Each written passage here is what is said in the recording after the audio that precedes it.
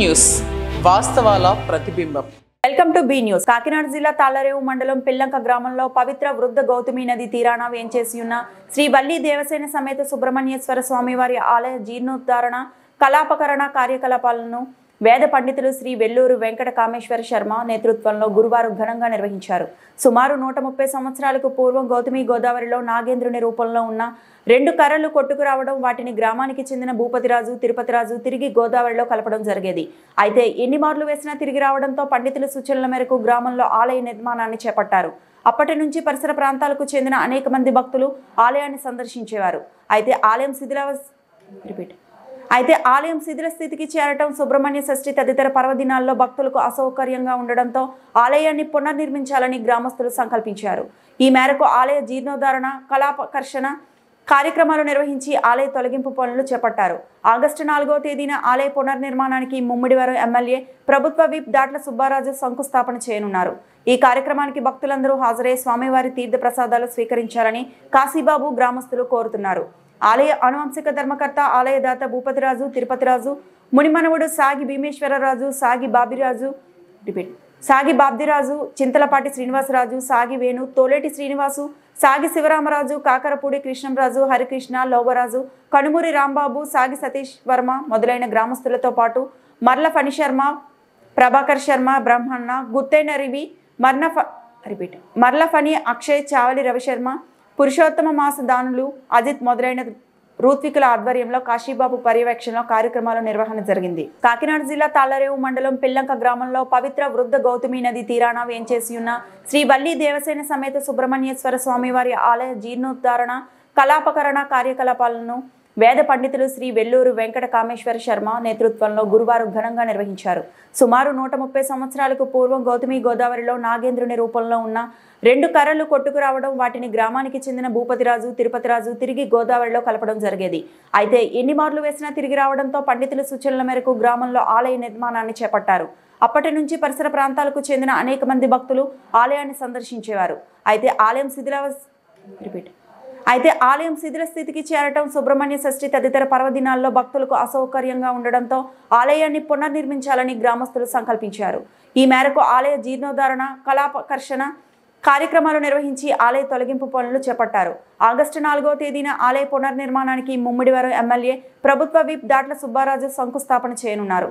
ఈ కార్యక్రమానికి భక్తులందరూ హాజరై స్వామివారి తీర్థ ప్రసాదాలు స్వీకరించాలని కాశీబాబు గ్రామస్తులు కోరుతున్నారు. ఆలయ అనువంశిక ధర్మకర్త ఆలయదాత భూపతిరాజు తిరుపతిరాజు, మునిమనవుడు సాగి భీమేశ్వరరాజు, సాగి బాబ్దిరాజు, చింతలపాటి శ్రీనివాసరాజు, సాగి వేణు, తోలేటి శ్రీనివాసు, సాగి శివరామరాజు, కాకరపూడి కృష్ణంరాజు, హరికృష్ణ, లోవరాజు, కనుమూరి రాంబాబు, సాగి సతీష్ వర్మ మొదలైన గ్రామస్తులతో పాటు మర్ల ఫణి శర్మ, ప్రభాకర్ శర్మ, బ్రహ్మన్న, గుత్తైన రివి, మర్ల ఫణి, అక్షయ్, చావలి రవిశర్మ, పురుషోత్తమ మాస దానులు, అజిత్ మొదలైన ఋత్వికుల ఆధ్వర్యంలో కాశీబాబు పర్యవేక్షణలో కార్యక్రమాల నిర్వహణ జరిగింది.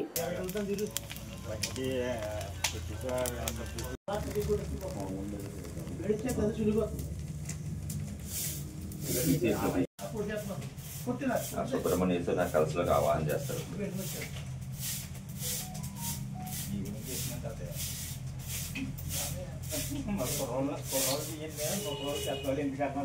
దండం పెట్టుకోండి. తర్వాత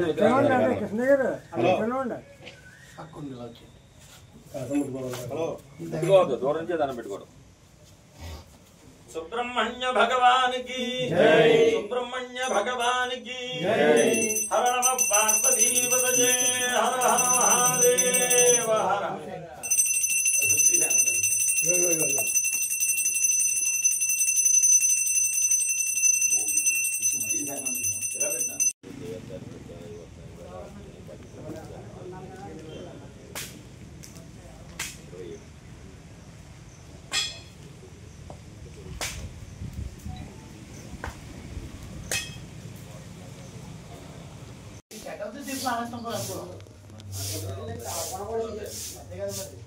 అదే అది కూడా కావాలంటే అది కదా పని కాదు. మామూలు పెళ్లికి గ్యారెంటీ ఈ బట్ పెళ్ళి అప్పుడు పెళ్ళారండి.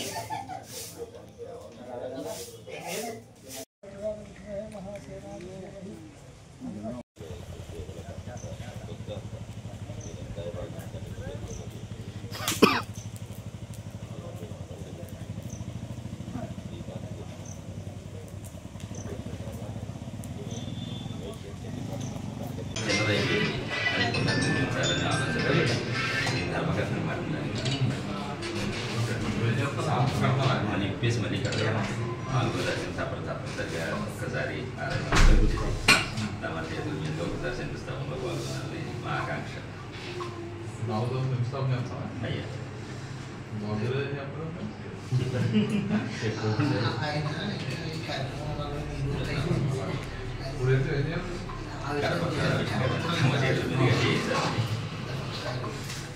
ఓం ధ్రువంతే రాజా వరుణ తాతగారు కట్టించిన ఆలయం ఉన్నది. దాదాపుగా 130 సంవత్సరముల చరిత్ర ఉందండి.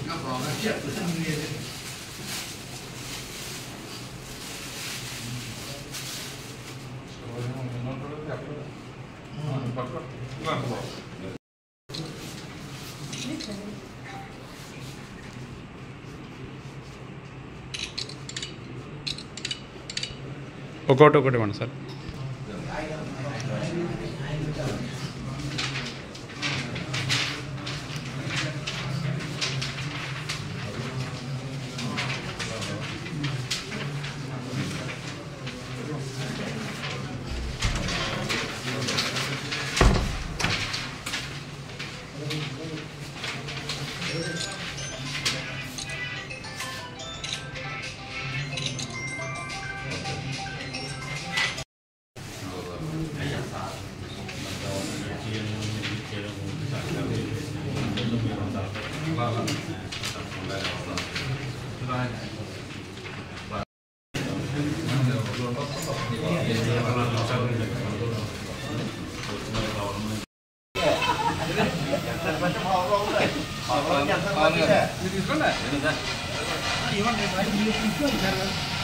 ఓకే.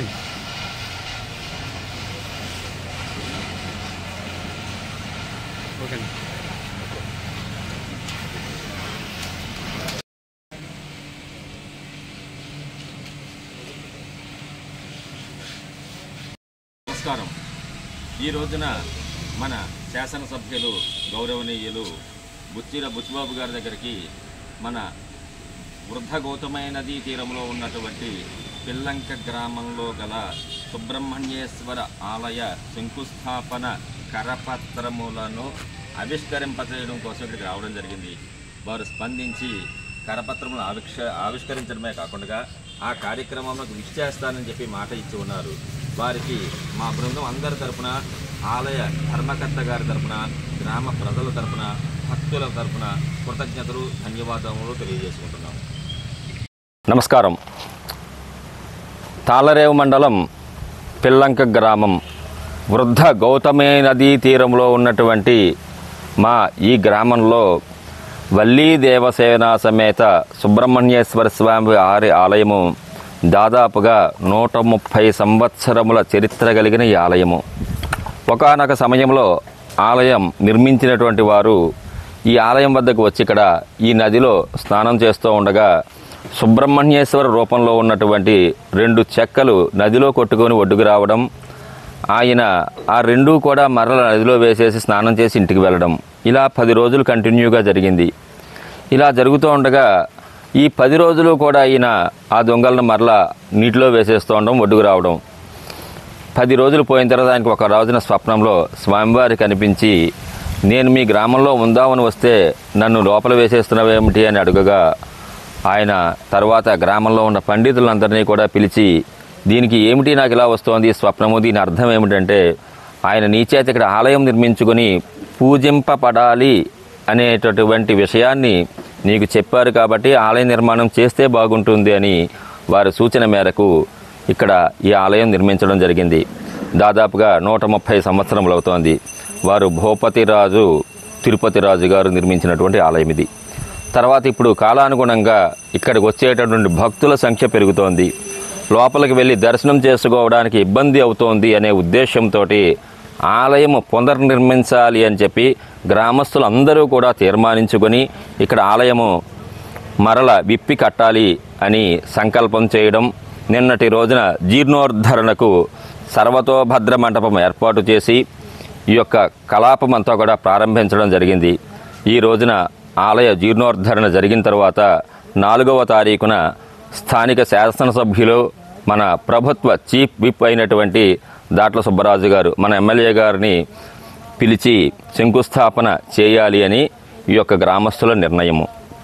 దీనికి భక్తులందరూ కూడా తరలి వచ్చి ఆ రోజున స్వామివారి తీర్థ ప్రసాదములు స్వీకరించి స్వామి కృపకు పాత్రులు కావాల్సిందిగా కోరుతున్నాము. ముందు నమస్కారం అందరికీ నమస్కారం అండి. ఈరోజు మన గ్రామంలో ఉన్నటువంటి సుబ్రహ్మణ్యేశ్వర స్వామి ఆలయం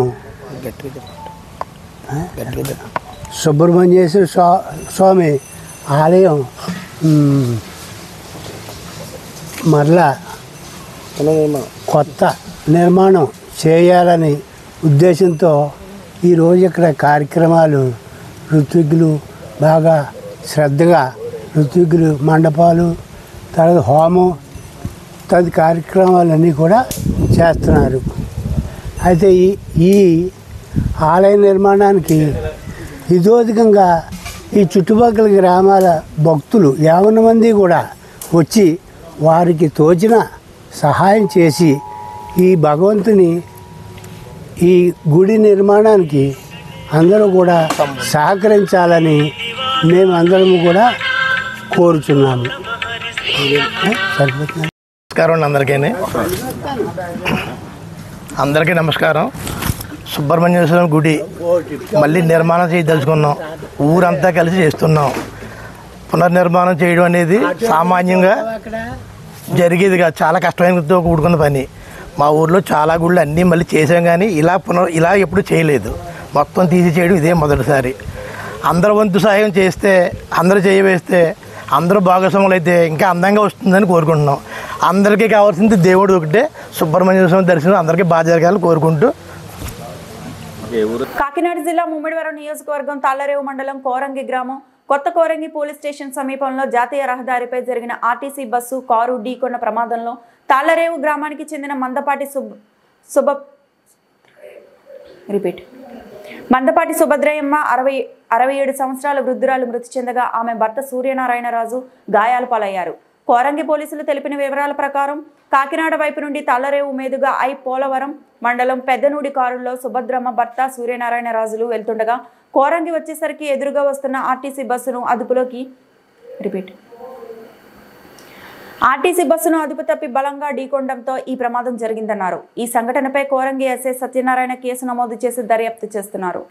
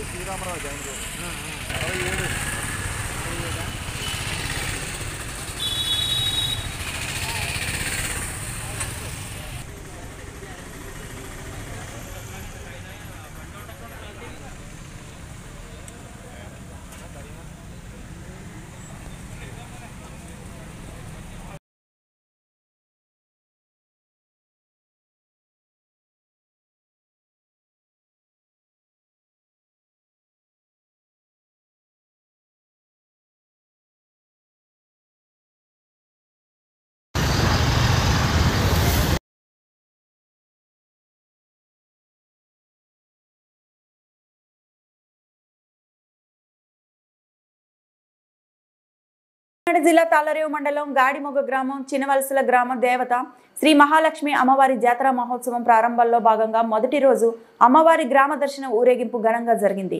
ఈ కార్యక్రమంలో గ్రామ ఆడపడుచులు అధిక సంఖ్యలో పాల్గొని అమ్మవారిని గ్రామ నలుమూలల్లో కనుల వైభవంగా బాణసంచా కాలుస్తూ మేళతాళాలతో ఊరేగింపుగా అమ్మవారి ఆలయంకు తీసుకువచ్చారు. ఈ కార్యక్రమంలో ఆలయ పూజారులు, గ్రామ పెద్దలు, యువకులు, మహిళలు, నిర్వాహకులు పాల్గొన్నారు. వచ్చే గురువారం అమ్మవారి తిరుమహోత్సవం నిర్వహిస్తామని భక్తులు తరలివచ్చి అమ్మవారి తీర్థ ప్రసాదం స్వీకరించి అమ్మవారి ఆశీస్సులు పొందాలని కోరారు. జిల్లా తాళ్లరేవు మండలం గాడిమొగ గ్రామం చిన్నవలసల గ్రామ దేవత శ్రీ మహాలక్ష్మి అమ్మవారి జాతర మహోత్సవం ప్రారంభంలో భాగంగా మొదటి రోజు అమ్మవారి గ్రామ దర్శన ఊరేగింపు ఘనంగా జరిగింది. ఈ కార్యక్రమంలో గ్రామ ఆడపడుచులు అధిక సంఖ్యలో పాల్గొని అమ్మవారిని గ్రామ నలుమూలల్లో కనుల వైభవంగా బాణసంచా కాలుస్తూ మేళతాళాలతో ఊరేగింపుగా అమ్మవారి ఆలయంకు తీసుకువచ్చారు. ఈ కార్యక్రమంలో ఆలయ పూజారులు, గ్రామ పెద్దలు, యువకులు, మహిళలు, నిర్వాహకులు పాల్గొన్నారు. వచ్చే గురువారం అమ్మవారి తిరుమహోత్సవం నిర్వహిస్తామని భక్తులు తరలివచ్చి అమ్మవారి తీర్థప్రసాదం స్వీకరించి అమ్మవారి ఆశీస్సులు పొందాలని కోరారు.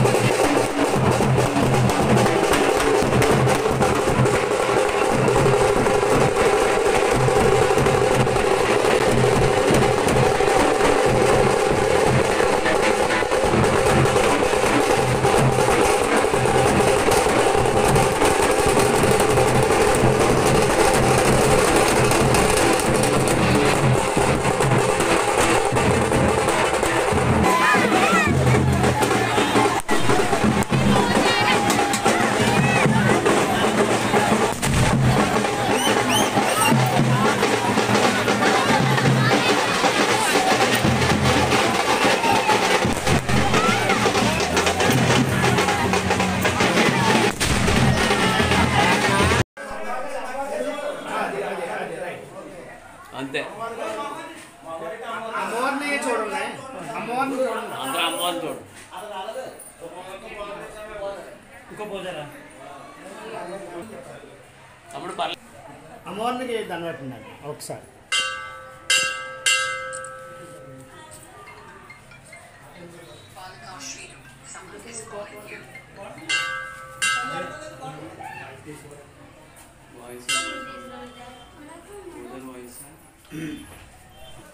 వేళ ఎత్తుకుంటానండి, ఊరికే వేళ ఎత్తుకుంటాం. 8 రోజులు సంబరం చేసుకుంటాం. మనం గాడో పంచాయతీ చిన్నవలస గ్రామం. మాకు తలదాంతులు సంబరం ఎప్పుడు చేతుకుంటూ ఉంటాం. అమ్మవారి పేరు మహాలక్ష్మి అమ్మవారు. మహాలక్ష్మి అమ్మవారు ఆనందంగానే చేసుకుంటాం, ఆనందంగానే ఉంటుంది. చూస్తుందా తల్లి ఎప్పుడు అందరినీ ఆరోగ్యంగా ఉంటుంది. చూస్తుందా తల్లి ఎప్పుడు తాత మాతను చేసుకుంటాం. ఒక 8 రోజులు అంటే ఈ వేళ నిలబెడతాం. మళ్ళీ ఇదే రోజుని తీర్థం ఈ దేవుడు ఊర్లోకి వచ్చేస్తుందండి. 6 రోజులు ఏమేం చేస్తారు? ఫస్ట్ ఏమో గ్రామం అంతా తిరగాలండి, తిరుగుతాం. తర్వాత ఇంట్లోనూ అన్నింటిలో దూరం. తర్వాత అయిన తర్వాత సంబరం 3 రోజులు సంబరం చేస్తాం. పెద్దారోని మాత్రం అందరూ పెద్దారోని ఆనందంగా చేసుకుంటారు. లాస్ట్ రోజు లక్ష్మీవారం లక్ష్మీవారం తీర్థం. ఏం నమ్మకం ఏంటి అమ్మవారి మీద? నమ్మకం ఆనందంగా చూస్తుంది, అందరినీ ఆనందంగా చిన్న పిల్లలతో ఆడుకుంటుంది. కంపెనీ వాళ్ళు కూడా చాలా మంది మొక్కుకుంటూ వస్తుంటారు. బంగారం గట్ట పెడతారు, ఏరియా అంతా బంగారం పెడతారు, అన్ని పెడతారు. లక్ష్మీవారం మాసం తిందండి. ఏమైందంటే నిష్టగా ఉంటాం. కింద పడుకునేవాడు, ఒకప్పుడు కింద పడుకుంటున్నాం. చేశారు అంత కిందే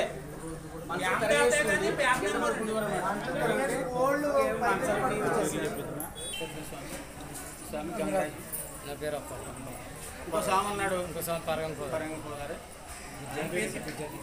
బుజ్జి గారు. తర్వాత రామల్ పోతారు, దమ్మడి బారీస్. మీ 5 19 రావరాజు. ఈ 4 పంచిపోతాలు అన్నమాట. 5 బుజ్జిస్వామి, తర్వాత భైరస్వామి, కోనసీమ జిల్లా కొత్తపేట నియోజకవర్గ పరిధిలో ఆత్రేయపురం మండల పరిధిలో కోనసీమ తిరుమల శ్రీ వాడపల్లి వెంకటేశ్వర స్వామి వారి ఆలయంలో అన్నప్రసాదం తయారీ, లడ్డు, పులిహోర ప్రసాదాల తయారీ, ఆర్వో వాటర్ ప్లాంట్ తదితర కేంద్రాలను ఉభయ గోదావరి జిల్లా assistant food control GAB Nandaji, జిల్లా food safety designation officer Y Ramaiah బుధవారం పరిశీలించారు. ప్రసాదాల తయారీ కేంద్రాన్ని, అన్న ప్రసాదం కేంద్రాలను సందర్శించి ప్రసాదాల తయారీ పట్ల, అక్కడ ఉన్న సౌకర్యాల పట్ల సంతృప్తి వ్యక్తం చేశారు. అనంతరం వారు స్వామివారిని దర్శించుకున్నారు. ఆలయ అధికారులు ఆలయ మర్యాదలతో స్వాగతం పలికి దర్శనం అనంతరం వారికి వేద ఆశీర్వచనం అందించారు. కార్యక్రమంలో డిప్యూటీ కమిషనర్ నల్లం సూర్య చక్రధర్రావు పాల్గొన్నారు.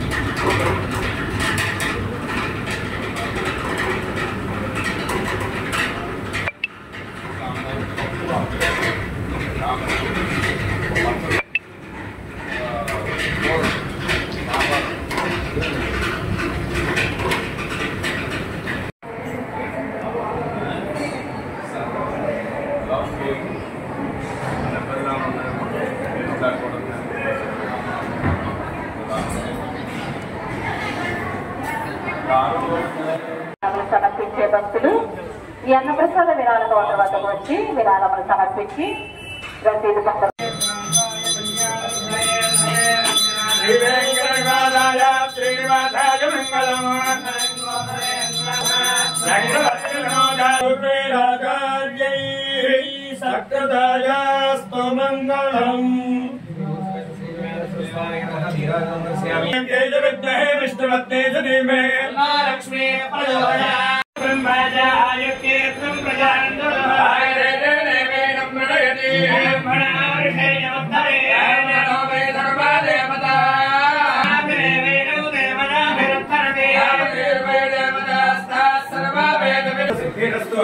महालक्ष्मी अनुग्रह प्रसाद सिद्धिरस्तु गृहे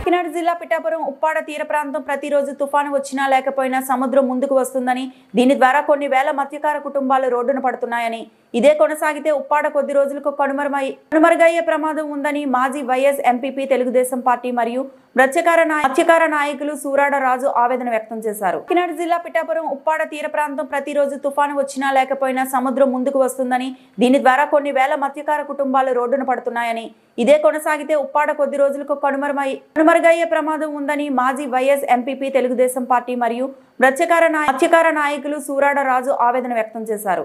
ఆయన ఈ సందర్భంగా మీడియాతో మాట్లాడుతూ, మాకు ఊహ తెలిసినప్పటి నుంచి సముద్రం సుమారుగా 4 కిలోమీటర్లు ముందుకు వచ్చిందని, కొన్ని వేల గృహాలు జలమయమయ్యాయని, అందులో మేము చిన్నప్పటి నుంచి ఉన్నటువంటి దేవాలయాలు, ట్రావెల్ బంగ్లాలు, బడులు సముద్రంలో కలిసిపోయాయని, ఈ మధ్య కాలంలో మేము ఉంటున్న ఇల్లు ఒకప్పుడు పవన్ కళ్యాణ్ ఉప ముఖ్యమంత్రి వచ్చి తీర ప్రాంతాన్ని పరిశీలించినప్పుడు ఉన్న ఇల్లు ప్రస్తుతం సముద్రంలో కలిసిపోయిందని రాజు వాపోయారు. ఉప్పాడ కాదు, కోన పాపపేట సముద్రం కోత ఎక్కువగా ఉందని, ప్రస్తుతం మాయాపట్నం సూరాడపేట రోజు రోజుకి కోత ఎక్కువ అవుతుందని, ఇదే కొనసాగితే కొన్నాళ్లకు ఉప్పాడ కనుమరుగయ్యే ప్రమాదం ఉందని ఆయన తెలిపారు. తక్షణమే ముఖ్యమంత్రి చంద్రబాబు నాయుడు, పిఠాపురం నియోజకవర్గం ఎమ్మెల్యే ఉప ముఖ్యమంత్రి పవన్ కళ్యాణ్ వెంటనే స్పందించి అడుగట్టుకు చర్యలు తీసుకోవాల్సిందిగా మత్స్యకారులు తరపున కోరుతున్నామని రాజు తెలిపారు.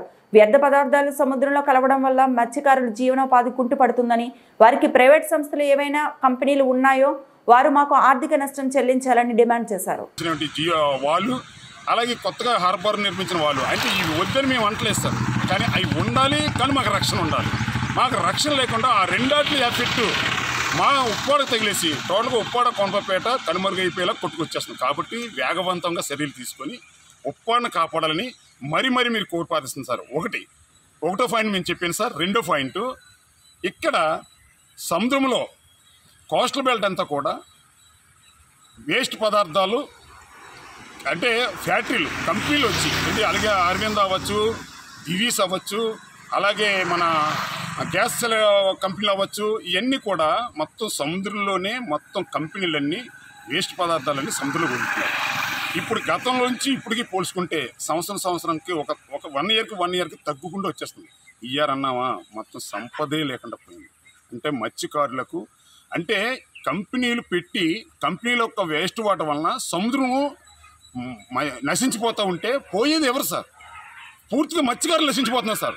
మత్స్యకారులకంటూ ఏ జీవనోపాధి తెలియదు సార్.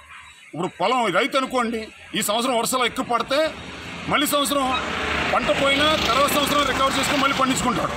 అలాగే నేతదారుడు ఒక సంవత్సరంలో నేత లేకపోయినా ఇంకొకసారి అయినా ఆ నేతను అభివృద్ధి చేసుకొని చీరలు అమ్ముకొని చేసుకుంటాడు. సముద్రం అనేది సంపద చచ్చిపోతే మత్స్యకారుడు ఎలా జీవించాలి సార్? కానీ అవన్నీ కంపెనీలు పెట్టి మత్స్య సంపద అంతా నశించిపోయింది సార్. మత్స్యకారుడు బతకడానికి చాలా ఇబ్బందులు పడుతున్నారు సార్. అయితే కొన్ని చోట్ల అంటే నిధులు మరి అక్కడి నుంచి వస్తున్నాయి. ప్రభుత్వానికి రాష్ట్రానికి వచ్చే నిధులు సముద్రంలోకి కంపెనీలు పెట్టినాయి కానీ నిధులు రావు. ఆ కంపెనీలు పెట్టడం వలన రాష్ట్రానికి అభివృద్ధి, కానీ మత్స్యకారులు మాత్రం నశించిపోతున్నారు. మరి అది ఎలా న్యాయం సార్? మత్స్యకారులను చూడాలి కదా సార్. మత్స్యకారులు నాశనం అయిపోతున్నారు కాబట్టి మత్స్యకారులను గుర్తించాలి కదా సార్. మత్స్యకారులను ఎలా గుర్తించమని మేము అంటున్నామంటే, రిలయన్స్ కంపెనీ వాళ్ళు వచ్చి అక్కడ ప్రతి కుటుంబానికి రేషన్ కార్డు ప్రతి ఒక్కరికి కుటుంబానికి ఎంత లబ్ధిస్తున్నారు సార్. అలాగే గాజువాక దగ్గర కూడా లబ్ధిస్తున్నారు సార్. మరి ఇక్కడ గాజువాక దాటిన కాడి నుంచి కాకినాడ వరకు మత్స్యకారులు ఏ పాపం చేసుకున్నారు సార్? ఎలా జీవించమంటున్నారు సార్ మత్స్యకారుల్ని? దయచేసి దృష్టి పెట్టండి సార్. దీని మీద దృష్టి పెట్టి మత్స్యకారులను ఆదుకోవాలని మరీ కోరుకుంటున్నాను సార్. ఎందుకంటే మత్స్యకారులు తనకున్న బాధను చెప్పుకోలేని అజ్ఞానంలో ఉన్నాం సార్. మేము ఎడ్యుకేటెడ్ పీపుల్స్ కాదు సార్. సంపద పుష్కలంగా ఉంటే సముద్రంలో అది తెచ్చుకొని జీవించుకునే ఉన్నప్పుడు వరకు కూడా మత్స్య సంపద అనేది నశించిపోయేటట్లు కంపెనీలు వచ్చేసి సార్. దీన్ని మీరు క్లియర్గా దృష్టిలో పెట్టుకోవాలి సార్. అలాగే మూడో విషయం సార్. మూడో విషయం ఏంటంటే, తుఫాన్ వచ్చినా, అల్పపీడనాలు వచ్చినా, వాయుగుండాలు వచ్చినా గత ఎన్టీ రామారావు గారు, సీనియర్ ఎన్టీ రామారావు తెలుగుదేశం ప్రభుత్వం నుంచి కూడా వాళ్ళకి వసతులు కల్పించి, ఏ వసతులు? తుఫాన్ బిల్లర్లు తీసుకొచ్చి వాళ్ళకి భోజనాలు ఏర్పాటు చేసి, అలాగే పిల్లలకి పాలు ఇచ్చి ఫుడ్ పెట్టి, అలా 3 రోజులు తుఫాన్కి అధికారులందరినీ అక్కడ దింపి ఏర్పాటు చేసి అన్ని ఫుడ్ అంతా ఏర్పాట్లు చేసి అధికారులు కూడా చేయించే విధంగా తెలుగుదేశం పార్టీ ఆ యొక్క నాయకులు అప్పుడు చేసేవారండి. అది సత్యలింగ నాయకులు అవ్వచ్చు, పిల్లి అనంతలక్ష్మి అవ్వచ్చు, అలాగే అప్పుడు తెలుగుదేశం పార్టీలో ఉన్న గీత గారు అవ్వచ్చు, అలాగే తెలుగుదేశం పార్టీలో ఉన్న తర్వాత ఎస్విఎస్ఎన్ వర్మ గారు అవ్వచ్చు. మొన్నసారి వచ్చేటప్పుడు మాత్రం వైఎస్ఆర్సీపీ వాళ్ళు అది చేయలేకపోయారు. ఇప్పుడు మన కూటమి వచ్చి కూడా సంవత్సరం 6 నెలలు అయినప్పటికీ తుఫాన్లు, ఆయిల్ వాయుగుండాలు వచ్చినందుకు కొట్టుకొచ్చింది. ఈ వార్తలు ఇంతటితో సమాప్తం.